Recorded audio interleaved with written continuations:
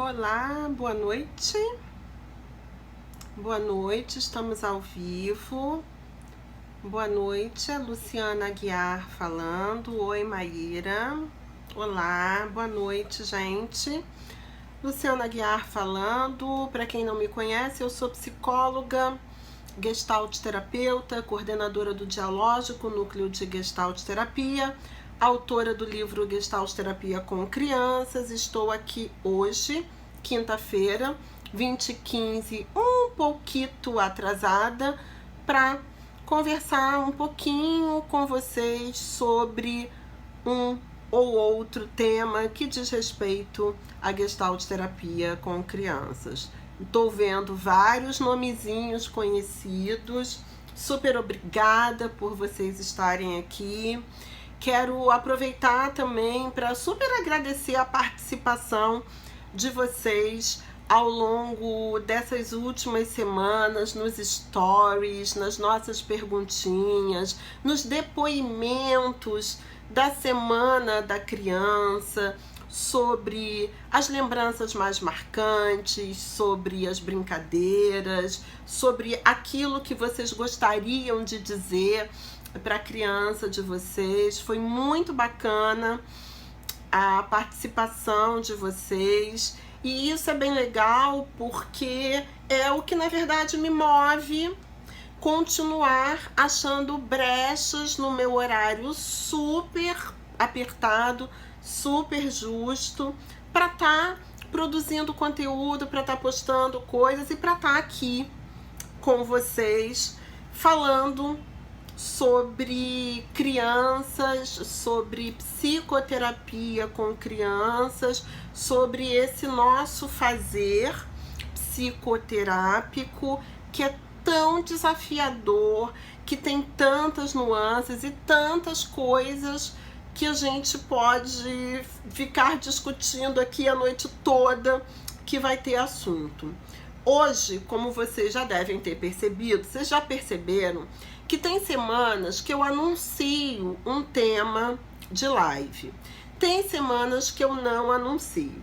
As semanas que eu anuncio é porque eu já tenho isso claro, né, de que eu quero falar disso, de que eu acho que isso é importante.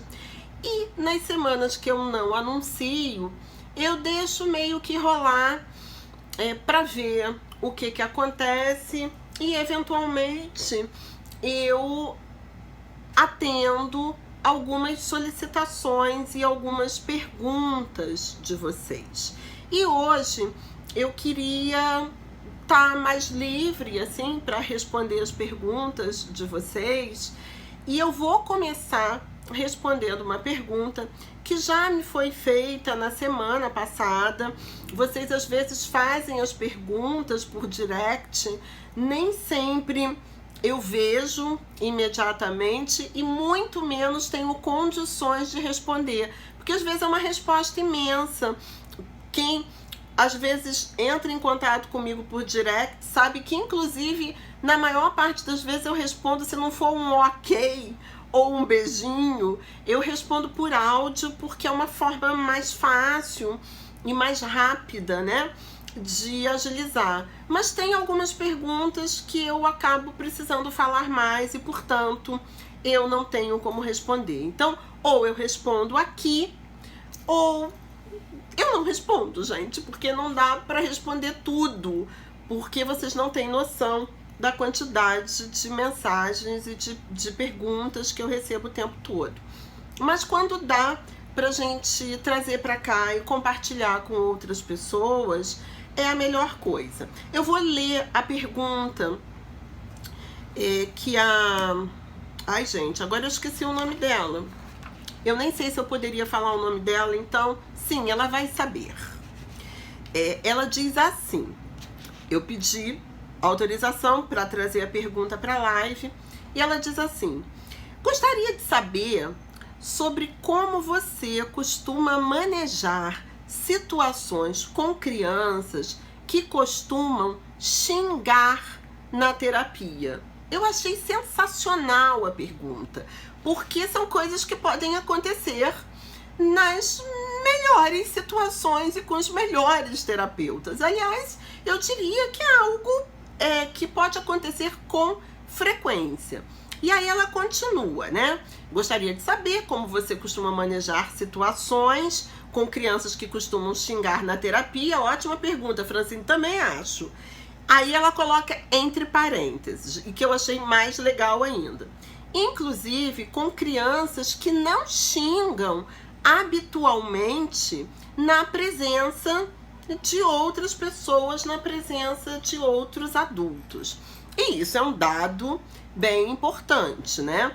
Isso é um dado de que, de alguma forma, essa criança entende que a psicoterapia, que o espaço psicoterapêutico e a relação terapêutica é um lugar onde existe algum espaço, alguma permissividade para que ela se expresse de um outro jeito, que não o jeito que é esperado, determinado, que não o jeito que é tido como certo, como correto.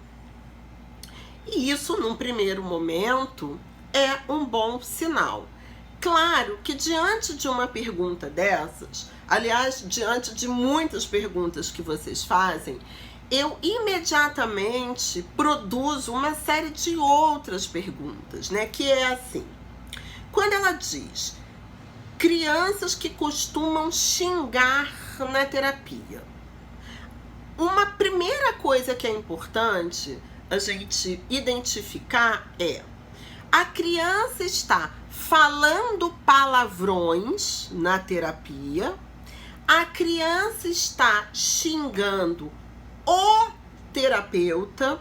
Então existe uma coisa que é eu xingar porque o meu papel furou, ou porque eu errei no jogo, ou porque eu tô perdendo, ou porque eu dei com o meu pé na ponta da mesa, ou porque tem alguma coisa que eu não tô gostando, ou porque numa dramatização, né, eu tô dramatizando um diálogo, uma briga, um personagem xinga o outro, chama o outro disso, daquilo.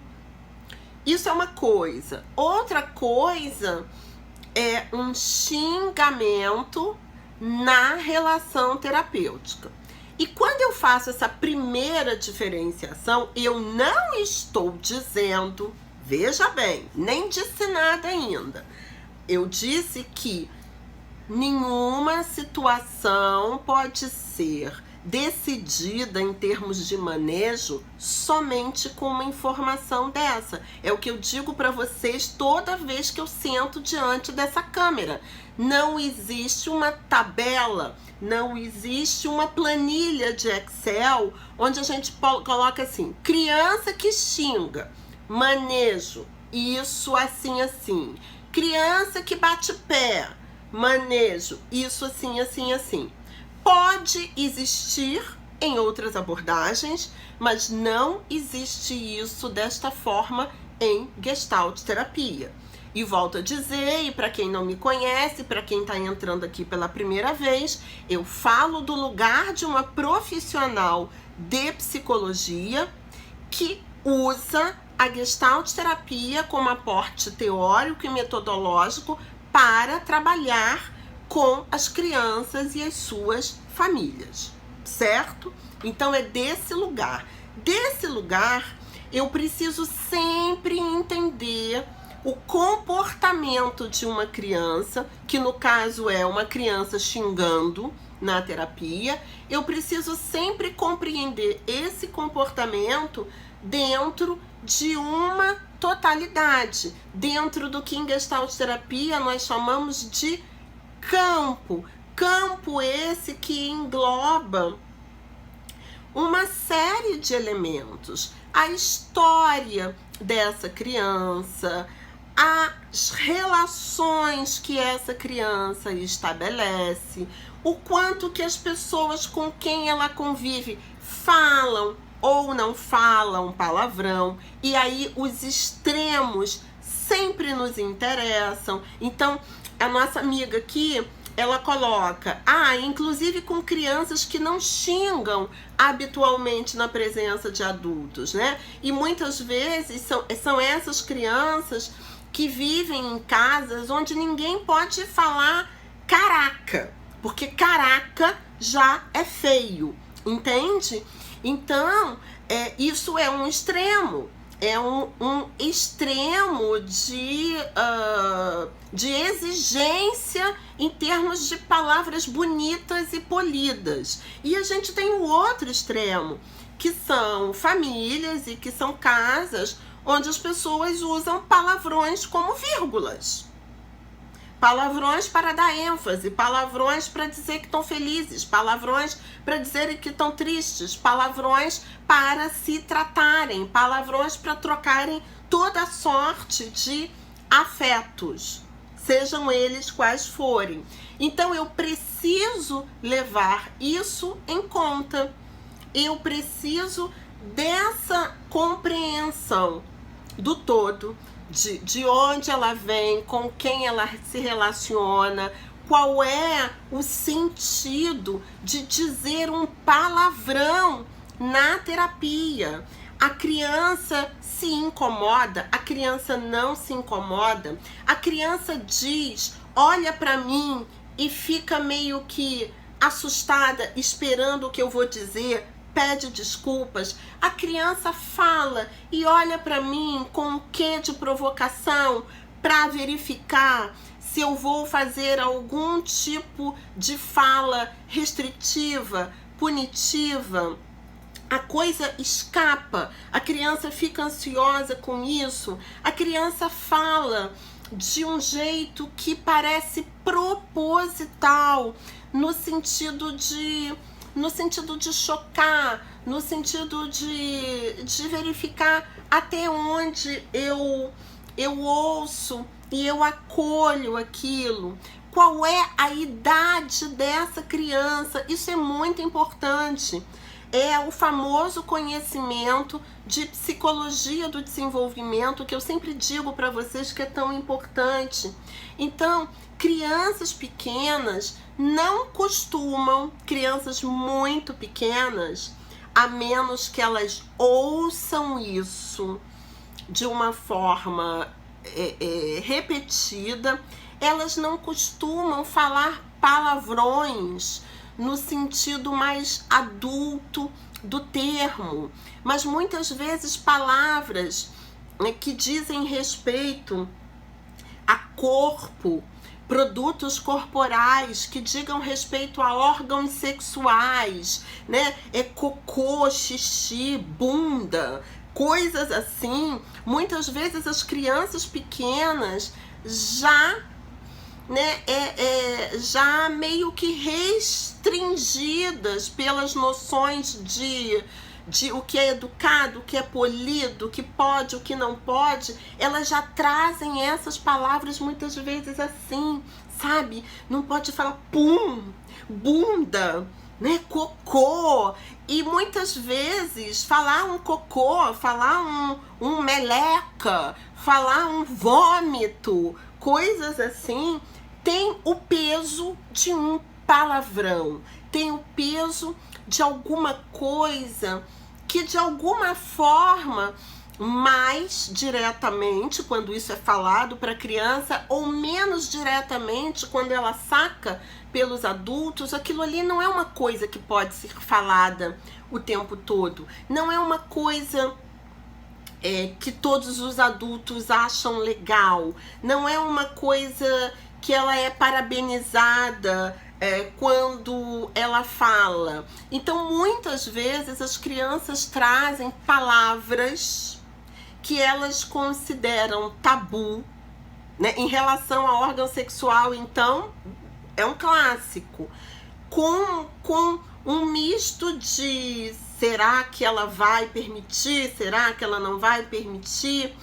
E isso fala já das relações que ela estabelece com o adulto, que são relações muitas vezes de restrição, de punição, muitas vezes sem o contorno necessário para que a criança entenda os contextos e os momentos e as pessoas com quem a gente pode falar assim, assado ou ensopado. Então as crianças muitas vezes, né, elas trazem palavras feias, palavrões para a terapia, como um lugar assim, aqui eu posso, isso pode ser um nosso segredo, aqui é possível, aqui ninguém vai brigar comigo. E isso desde as crianças pequenas, com essas palavrinhas que nem sempre são vistas, né, pelos adultos como palavrões adultos, até as crianças maiores, no exercício de conhecer palavrões mais cabeludos, muitos deles, inclusive, usados sem que elas saibam exatamente do que elas estão falando, mas costuma ser, na maior parte das vezes, um exercício de até onde eu posso ir na terapia. E aí, nesse sentido, né, é muito importante que a gente consiga compreender a entrada do palavrão ali, porque se nós entendemos que a psicoterapia, ela é, antes de mais nada, um espaço de permissividade, não é uma permissividade total, nós já sabemos disso, é uma permissividade para experimentação, é uma permissividade para que a criança possa ser mais quem ela é uma permissividade para que ela se experimente, para que ela se conheça e para que ela eventualmente traga, e o palavrão muitas vezes entra aí, aquilo que no mundo não é aceito, aquilo que no mundo é rechaçado, aquilo que no mundo é punido e que muitas vezes ela sequer compreende exatamente qual é a restrição e qual é a punição. Então, de uma forma geral, como eu entendo o espaço terapêutico como um espaço permissivo, como um espaço em que me importa que a criança conheça mais a respeito dela, se o palavrão surge, ele não é, num primeiro momento, alvo de nenhum tipo de limite. Nós sabemos, e quem não sabe, eu já tenho outros vídeos sobre isso, que os critérios de limites em psicoterapia, eles obedecem à questão da integridade física do terapeuta, da integridade física da criança, da integridade física da sala. Então, os critérios de limites, eles são pautados nisso. E todas as outras coisas, para que elas sejam alvo de um limite, elas precisam ser muito bem compreendidas dentro do contexto do processo daquela criança. De repente, para aquela criança, dentro das dificuldades relacionais dela, dentro das dificuldades expressivas, poder falar um palavrão e não ser punida, e não ser de alguma forma impedida, é um super ganho.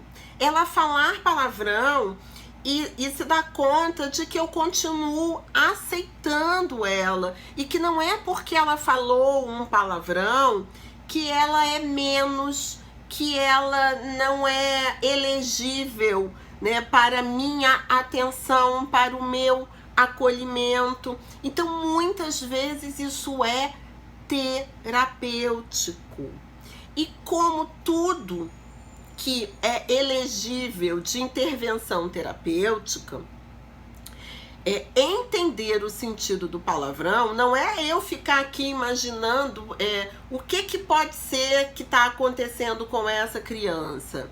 É a gente poder falar sobre isso, né? É eu poder mostrar para ela, e isso é bem importante antes que alguém me pergunte, que ali, naquela situação que nós estamos vivendo, isso é possível. E isso é um trabalho muito importante, porque a situação de terapia, ela é permissiva sob muitos aspectos que diferem, por exemplo, de situações altamente controladas e pouco permissivas, como, por exemplo, uma situação escolar, uma situação de sala de aula.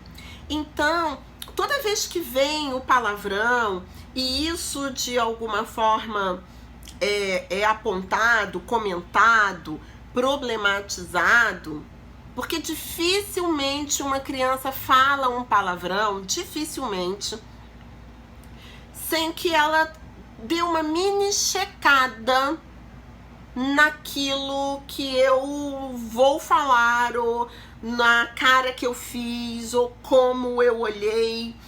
E isso permite que a gente aborde a questão do palavrão, que a gente aborde o que ela sente quando ela fala o palavrão, que a gente aborde o que ela está expressando em termos de sentimentos quando ela fala o palavrão, e principalmente que ela comece a prestar atenção nas situações e pessoas com as quais ela pode ou não pode se expressar assim. E isso é muito importante, porque aí eventualmente as pessoas falam assim pra mim, que as pessoas adoram fazer perguntas simples, do tipo: ai, Luciana, você deixa as crianças falarem palavrão na terapia? Eu digo, deixo. Né? O palavrão, dependendo, né, de onde ele tá falando da criança, tanto quanto se ela der um pulo, se ela jogar uma almofada, ou se ela falar assim com fantoche. Deixo. E aí as pessoas: mas Luciana, se você deixa ela falar palavrão na sessão, ela vai sair falando palavrão por aí. A mãe vai te questionar, vai dizer que você está ensinando o menino a falar palavrão. Não, eu não estou ensinando o menino a falar palavrão, certo?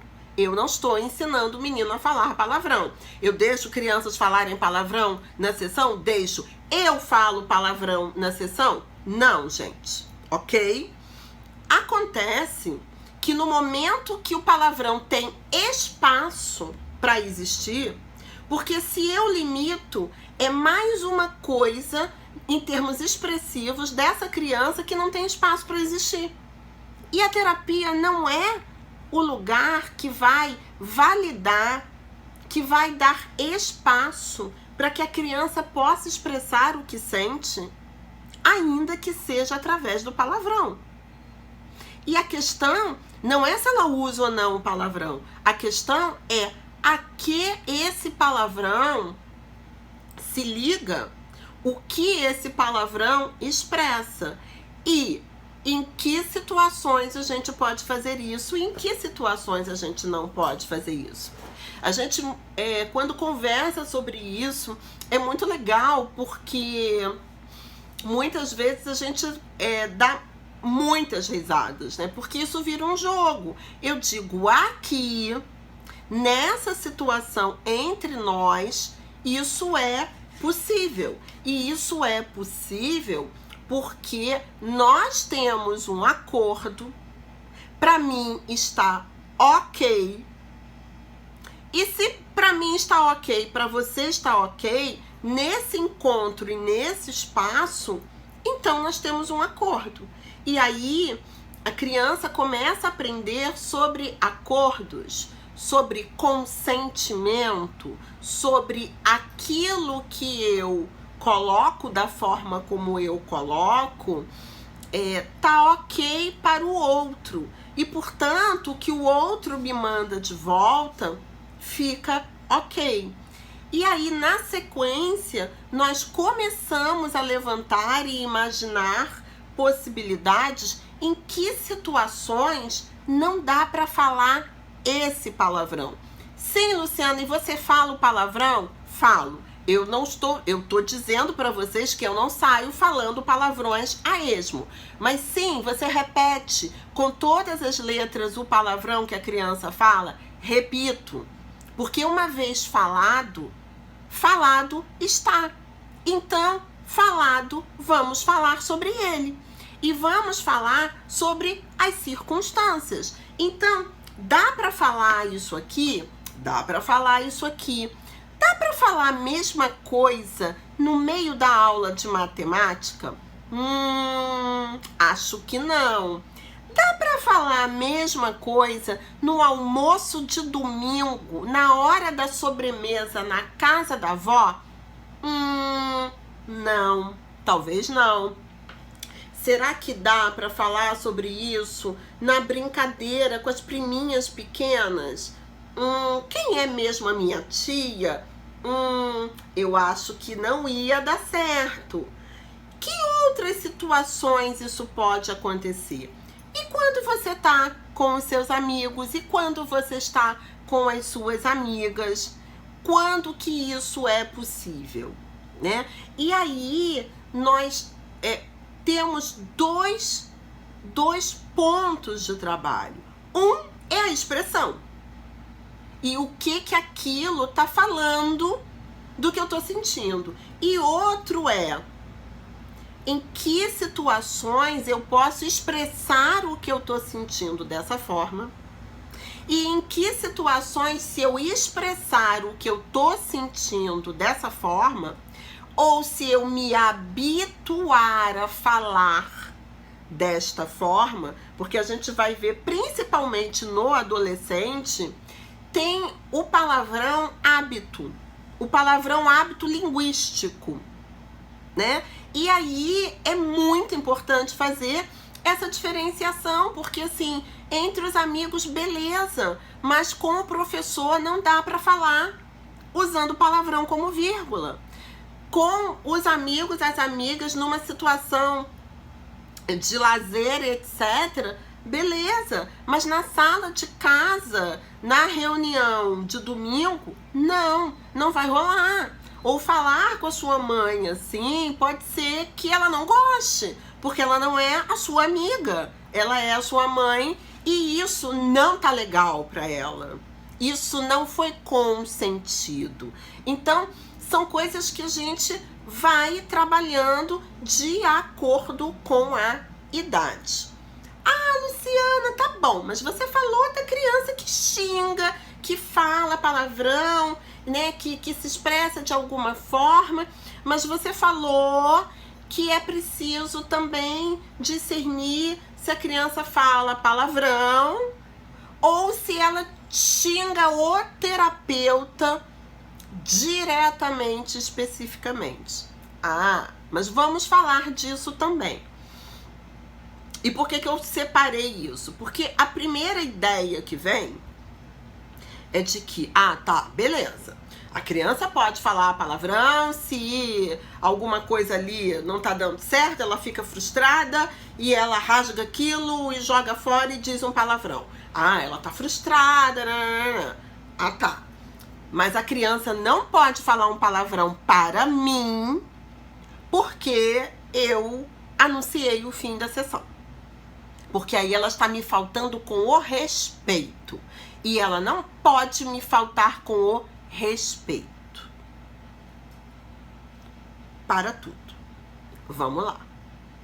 Esse momento é um momento delicado. A gente estava falando o tempo todo de trabalhar com a criança a questão do tá ok pra mim, do consentimento e tudo mais. inclusive para que ela não tenha consequências fora da terapia, que acabam sendo consequências muito negativas para ela. No final das contas, quem perde é ela, porque se ela xinga a professora de matemática, ela vai sair da sala, ela vai ser suspensa. Pronto. E essa é a regra do mundo, certo? Porque não pode faltar com respeito com a professora de matemática. Isso não é uma coisa possível. Isso não é uma coisa que uma instituição escolar abarca, ok.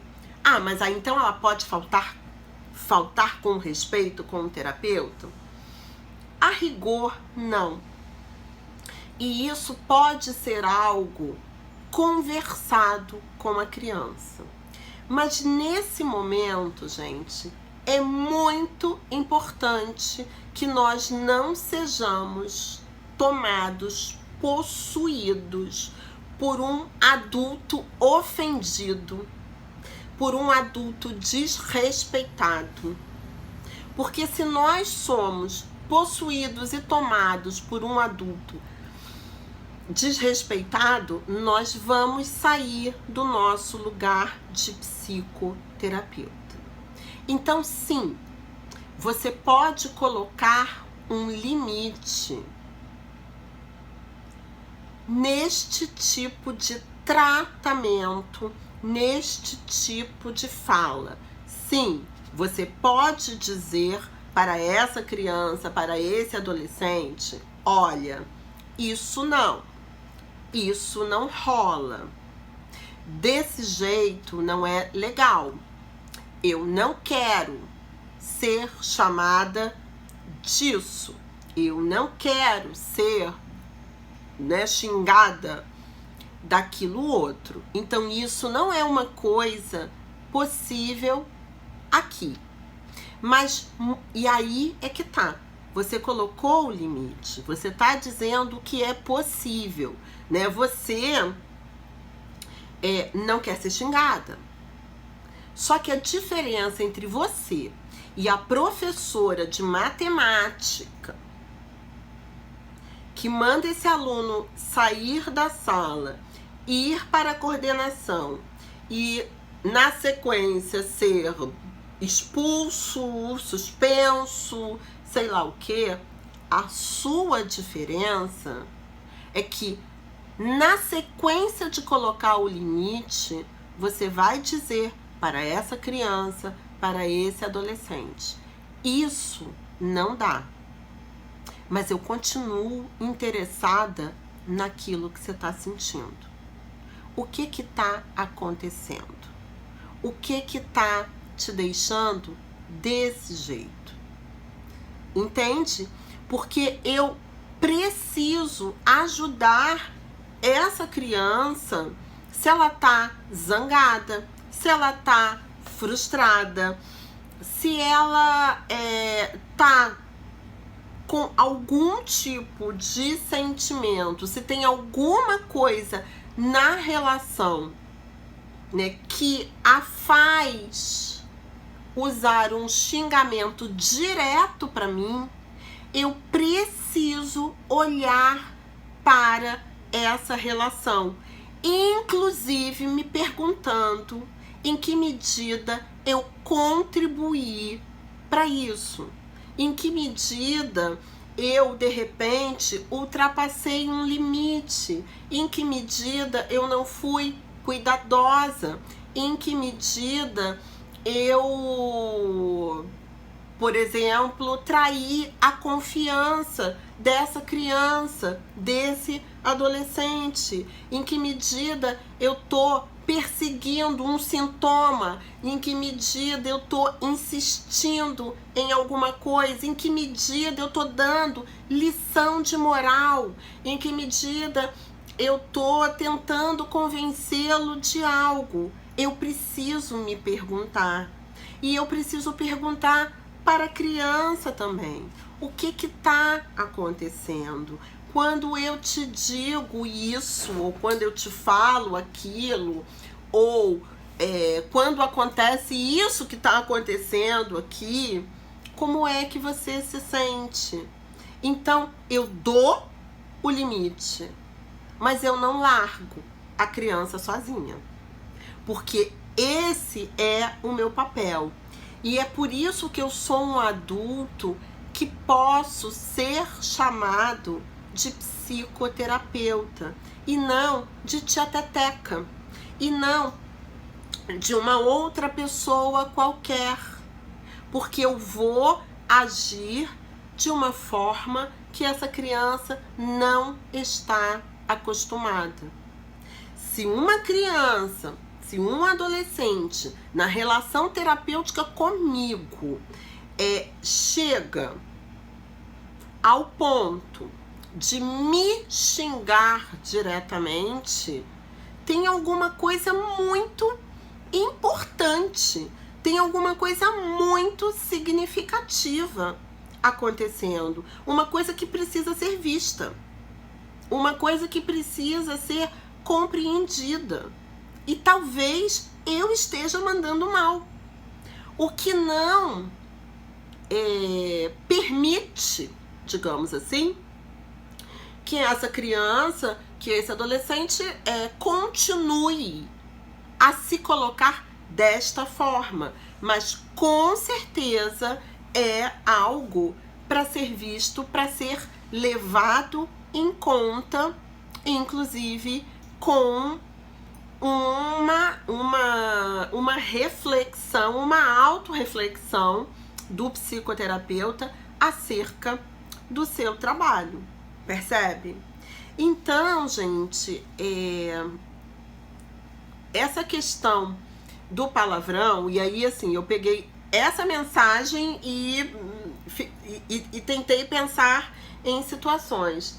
Essa questão do palavrão, eu achei uma pergunta muito legal, e por isso que eu não quis simplesmente respondê-la no direct rapidinho, porque eu achei que era algo que valia a pena compartilhar com mais pessoas, porque ela é uma daquelas questões que pega nos valores do psicoterapeuta, que pega nas regras introjetadas do psicoterapeuta, que pega naquela tia Teteca interna de cada psicoterapeuta, alguns mais, outros menos, né? Mas naquela coisa meio normativa, meio cheia de sentidos e de valores, de entrecruzamentos sociais, que nós somos atravessados e nós sofremos,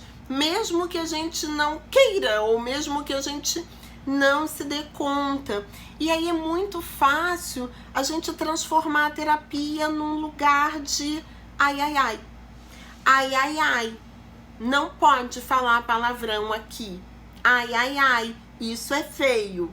Ai, ai, ai. Isso não pode. E aí, se a fala for essa, ponto final, eu estou deliberadamente cortando um espaço importante de expressão para aquela criança, num espaço que disse por aí que é um espaço de experimentação e de autoconhecimento. Se é esse o espaço, então nós precisamos fazer algo que em Gestalt terapia a gente chama de...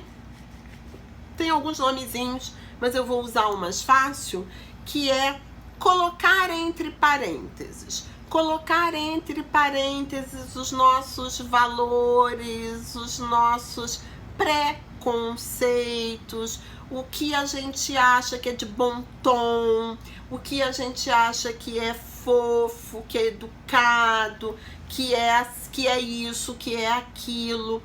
Colocar todos esses nossos atravessamentos da melhor forma possível entre parênteses, para que esses nossos achismos e essas coisas que a gente gosta ou não gosta, essas nossas preferências, elas não atravessem a tarefa terapêutica, fazendo com que o psicoterapeuta seja mais um adulto a cercear essa criança, mais um adulto a dizer que ela não está fazendo a coisa legal, mais um adulto que vai dizer que ela não está fazendo a coisa certa.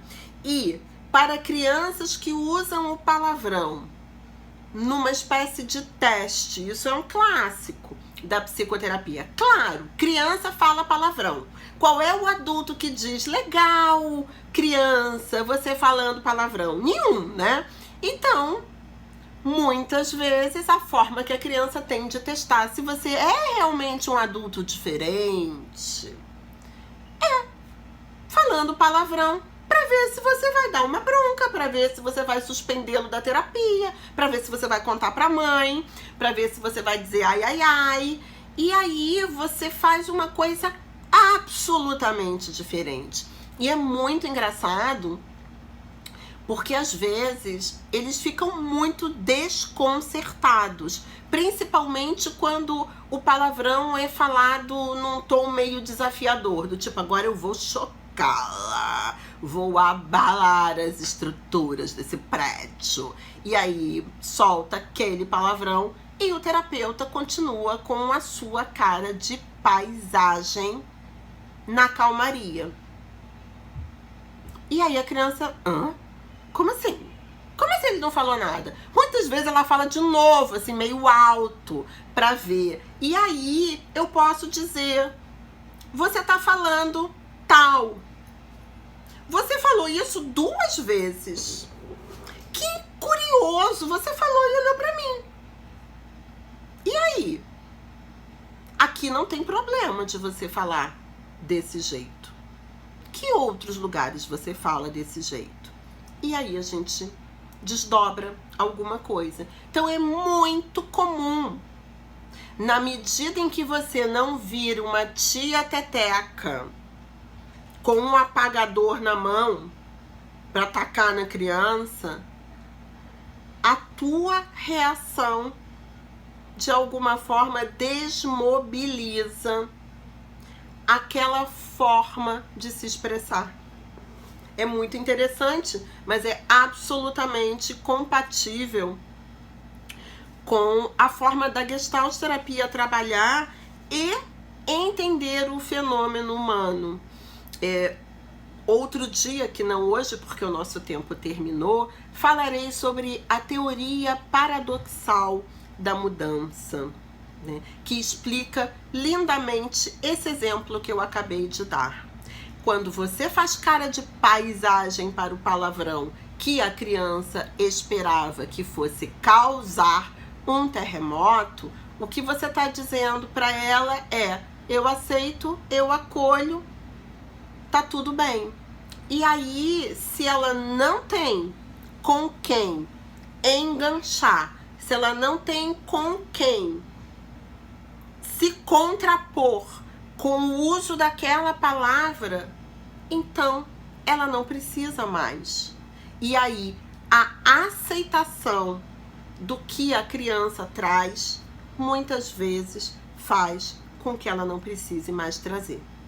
Isso vale para o palavrão, né, quando ele vem numa assim de chocar, e isso vale para um monte de outras coisas que a gente vai ter a oportunidade de ir falando por aí.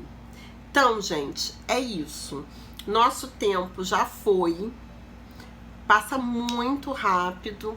Continuo por aqui esperando vocês. Lembrando que a gente vai começar semana que vem um projeto novo, que é a leitura do livro Descobrindo Crianças, da Violet Auckland. Não sei ainda como que vai ser, porque vai ser uma experiência assim pioneira, eu e as pessoas maluquetes que resolverem me acompanhar, mas eu acho que vai ser muito legal. Vamos ver o que a gente consegue construir.